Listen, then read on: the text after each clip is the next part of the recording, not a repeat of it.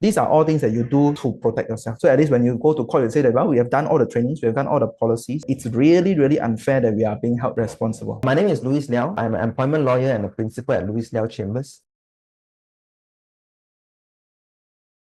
If this employee ends up doing the wrong thing, he may be held vicariously liable. How to mitigate this kind of situation? How do we control this kind of situation? So number one, if you want to appoint somebody, if his services can be provided in the form of an independent contractor, in the form of a contract for service, not a contract of service, then try to use that arrangement. Because if an independent contractor, there's a lot of benefits. For example, you don't need to pay EPF, so you know, your employees. But now one additional thing is that you are most likely not going to be held vicariously liable for the actions of the independent contractor. Of course, there's some pros and cons. The cons is that because an independent contractor, technically he can work for other people at the same time. He can come in and out whenever he wants. Because you only contract her for the service. He's not an actual employee. And you cannot discipline him or her and say that I want to give you a warning letter. I want you to report to me. I want to do PIP with you. Cannot, because he's an independent contractor. So be strategic, be smart, be wise in knowing what kind of work, if he can be used as an independent contractor, explore that. If you need some advice as to how to structure your workforce, we can of course assist you. We have advised clients to say, hey, this kind of arrangement, you don't need him to be an employee. Why are you engaging him as an employee? Just give an independent contractor. And sometimes the employee is even happier because then he knows that I'm flexible. I can work for somebody else. So make use of this distinction. Number two, conduct background checks. A lot of these things would have been avoided if the company is more careful in who they hire in the first place. Last time you may think that I am hiring somebody, the only cost is salary. I need to pay him this amount of money. But you should know that your cost of hiring an employee is not limited to the salary. It also includes things that may happen by hiring this employee, such as if this employee sues you for wrongful dismissal, sue you for constructive dismissal, and now you may also be responsible to pay if this employee ends up doing the wrong thing. You may be held vicariously liable. So you must factor all these things in when you think about hiring an employee. Don't,